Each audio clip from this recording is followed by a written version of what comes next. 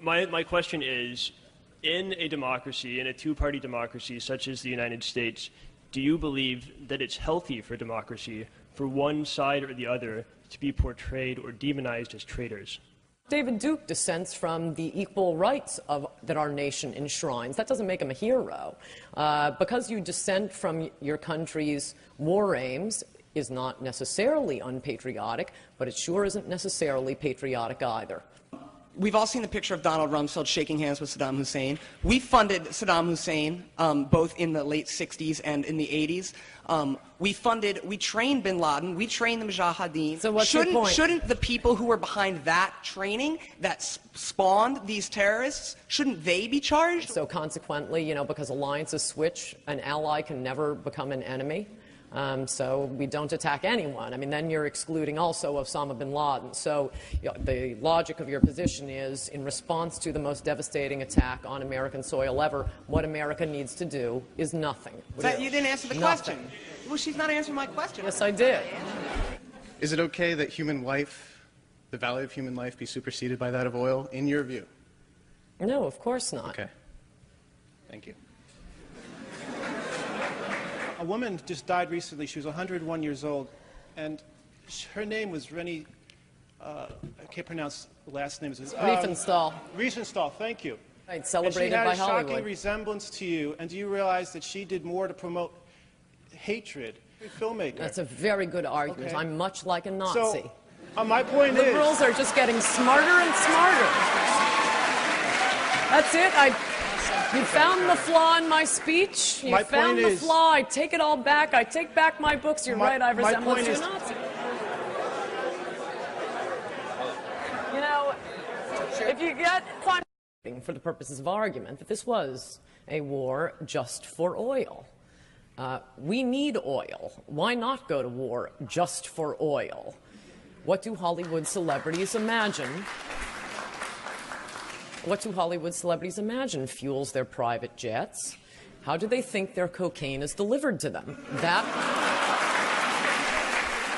I'm here because Ann Coulter represents sort of the demagoguery of, you know, presenting a false picture of what's going on in the country. She tells people that, you know, this is all about free market and freedom, when it's really about killing people in Iraq and stealing their oil and their wealth. My fears are right here, but there are a surprising number of vicious women on the right. She seems like a deeply wounded woman, and I want to see her pain play out live and in person. They don't care for people. People are numbers to them. I just think that she's an idiot. I don't actually follow that much politics. I haven't read any of her books. She looks very anorexic to me. I mean, I don't know if she's a restrictor and denies herself that food, and therefore she acts out of that, you know, denial by, you know, becoming an attack dog. And she is a rabid attack dog. This is Mein Kampf. This is Mein Kampf. It is by Adolf Hitler. And I feel that her policies are just so closely linked to Hitler's that I will see if she will sign this book tonight.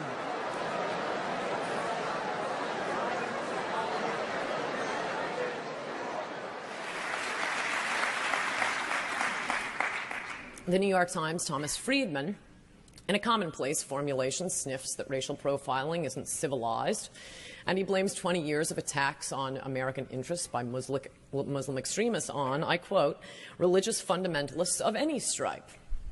I don't know, the Amish have been rather quiet recently.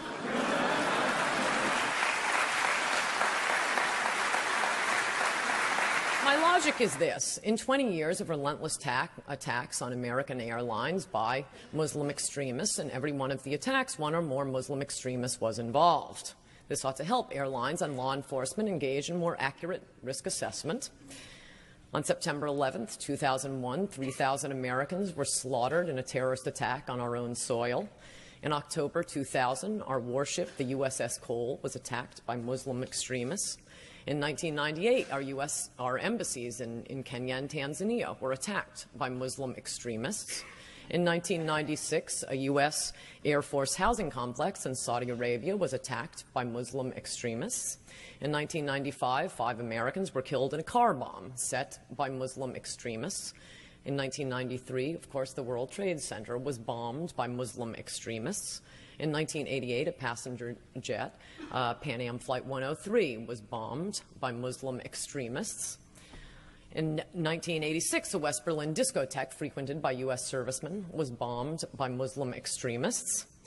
In 1985, an Italian cruise ship, the Achille Lauro, was seized. An 69-year-old American shot and thrown overboard by Muslim extremists. In 1983, the U.S. Marine barracks in Beirut was blown up by Muslim extremists. In 1982, the U.S. Embassy in Beirut was blown up by Muslim extremists.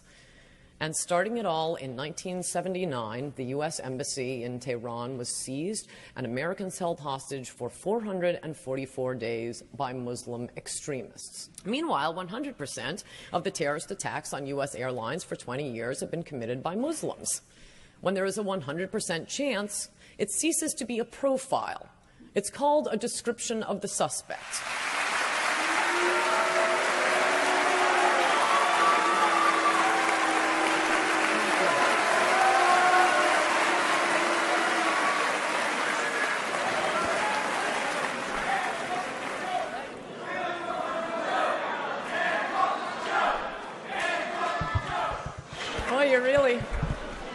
You're really developing your analytical skills here at Johns Hopkins. Very impressive.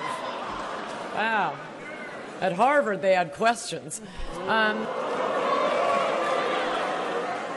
My question is, in a democracy, in a two-party democracy such as the United States, do you believe that it's healthy for democracy for one side or the other to be portrayed or demonized as traitors? David Duke dissents from the equal... Ann Coulter, of course, a best-selling author and columnist. Her new column is out, and her new book is coming out. It's called Resistance is Futile. It is a blockbuster book, and, of course, you can get her other books. Go to AnnCoulter.com. Ann Coulter, how you doing? Not out yet. Out August 21st. Well, I was watching Lou Dobbs last night. I saw the cover. It's a great-looking cover. Yes, it up. But people could pre-order it, right? Yes, they can, and it's good. Yeah, just pre-order on Amazon. For some reason, when you pre-order, you always get the book early. That's true. Resistance is Futile. Great book coming out. Here's the latest. It looks like in the White House, there's a move now to do an executive order. It looks like it'll come from the Homeland Security Secretary to do something about this, or they will demand a quick fix from Congress. But there may be an executive order today to get the kids out of those cages. What do you think? And put them where? There are only two options. We, the government, help illegal aliens commit their crimes, allow them to complete them, or the children need to be separated from any adults bringing them in. The whole point of this law was because Americans may be surprised by this, but in many parts of the world, not our own country, child sex slaves and human trafficking is a big business. We already know that 90% of these children on the border aren't related to the adults bringing them in. So, of course, you have to separate adults from the children. If you say any adult breaking into our country, as long as you got a child with you, we'll put you on a bus and send you wherever you want to go. You're just completing sex trafficking for them. You cannot do that. The way the law needs to be changed is to say we turn you away at the border. This was an idiotic, misbegotten law many years ago with the idea that in order to catch sex traffickers, we wouldn't turn an adult with a child away at the border. We'd make sure we'd bring, as long as they're not, this is for non-Mexicans, it's for Central Americans, we would separate them and then determine the case. But no, you don't get to, rob a bank, but you're holding a child, and therefore the cops are going to stand there and say, okay, we're going to let you finish. And then we're going to send you on your way because we're not going to separate you from the child you're holding. Yeah, every Democrat, Mayor de Blasio, Governor Cuomo, has a policy where if you're arrested and you've got a kid with you, they will take your kid. They will separate you and send the kid to a shelter. Every Democrat does that. I think the problem is they've been doing this open border thing for so long. These Democrats, these liberals, they convince themselves that this isn't a crime, that these aren't criminals breaking in. Well, they actually want to transform the country. And in this particular case, I mean, as I wrote in my column this week, which came out a day early, journalists know absolutely nothing about immigration. They refuse to learn. And if they just run around banning any words necessary to discuss illegal immigration, anchor baby, illegal alien, amnesty, sanctuary city, chain migration, anything having to do with immigration, they don't want Americans thinking about what they're doing to our country. This is a mass move by the America-hating left to destroy our country. And in this particular case, these asylum cases are always frauds. The first World Trade Center bomber, why was he in our country able to bomb the World Trade Center? Because he landed at JFK and claimed asylum. His traveling companion not only had manuals for how to build a bomb, videos of car bombing videos, but he, like so many asylum applicants, had instructions on how to lie to U.S. immigration officials. Every time an asylee gets in the news, that woman who accused the IMF head, falsely accused him of rape a few years ago at the Sofitel Hotel in New York, once she makes the news, let's look at her asylum application. She claimed she had been, raped and tortured in some country. The whole thing was nonsense. The Diallo who was shot by cops in 1999 totally lied on his asylum application. The advantage of a humanitarian visa is you instantly get on the American gravy train. There is no welfare program you are not eligible for. All kinds of money and goods are sent your way. And so as liberal publications like the New York Times and the New Yorker have described, there are outfits passing out scripts to people, telling them what to claim during their interview, and they all get approved. America's really generous, but there comes a limit to your generosity after you have all of these foreign con men ripping you off for years, decade after decade after decade. And what is happening at the border right now isn't just your run-of-the-mill asylum fraud. This is a political stunt by an outfit called Pueblos Sin Fronteras, a group, People Without Borders. Their ideological position is America cannot have a border. Anyone can waltz in and start collecting American Social Security and Medicare and everything else. You're not allowed to have a border, American people.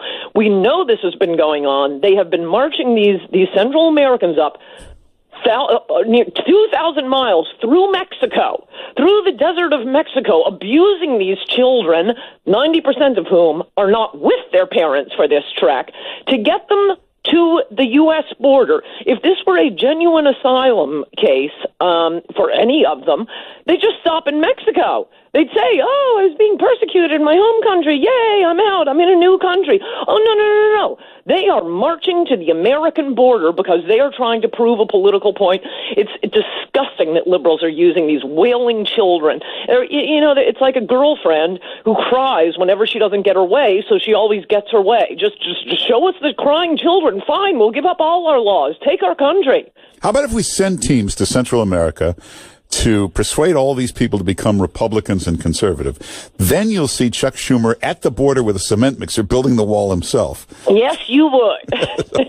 Yes, you would. That's going to be the last we're going to hear about crying children. And of course, the crying children and parents we never hear about are the ones whose children or siblings have been killed by illegal aliens. Oh, you will never ever hear about them unless you're reading Breitbart or the Drudge Report. They won't be interviewed on CNN or MSNBC. You won't have Rachel Maddow tearing up over Marianne Mendoza. Very handsome officer's son was shot by an illegal.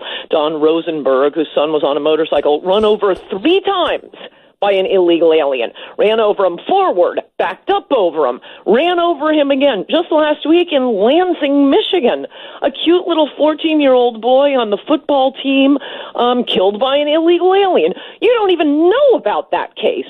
These liberals pretending to care about children, it's utter nonsense. They don't care about children. They certainly don't care about American children. This is all a political ploy. Well, but do you think one reason this story got nonstop coverage the last 2 days is to keep everybody's eyes off the IG report and the hearings that have been taking place in Congress? It came out that 2 more FBI guys were totally corrupt, trying to hurt Trump, and that they somehow ended up on the Mueller team? Yes. Yes. I mean, that isn't the main point. The main point, keep your eye on the ball, is destroy America. These are leftists like Bernardine Dorn and Bill Ayers. They just hate America, and they want to destroy it. They used to do it by aligning themselves with the Soviet Union, and now they do it from within by just dragging in the third world and demanding we have no borders. Turn America into Mexico. It'll be much more amenable to them. They used to want to turn us into the Soviet Union. Now they want us to turn us into the worst Latin America banana republic. Well, there's a lot of those bad people, but there's some good liberals. They're good-hearted people, but they're like sheep being led around by MSNBC. They're bleeding hearts. They see the crying children. They see cages. They get all emotional. They're just trying to do the right thing. I don't think so. Oh. I don't think so. Why don't they care about the parents of dead? Well, because they watch MSNBC and they never see that. You can't be completely unaware that, the heroin epidemic alone is killing what we're up to about 60,000 a year. Far more than Americans are killed in car accidents are killed from heroin. And more than 90% of that heroin is being brought in by drug cartels from the South. Yeah. Well, I hate to say we're out of time, but Ann Coulter's new book, it's a blockbuster. It's coming out. It's called Resistance is Futile. If we go to Amazon, you can see the cover, right? I think so. I think it goes up today. Yeah, and I saw it. It was on Lou Dobbs last night. It's a great cover. This is going to be a big book. Pre-order it. Get her other books. If you're interested in all this border stuff, get Adios America. You go to Ann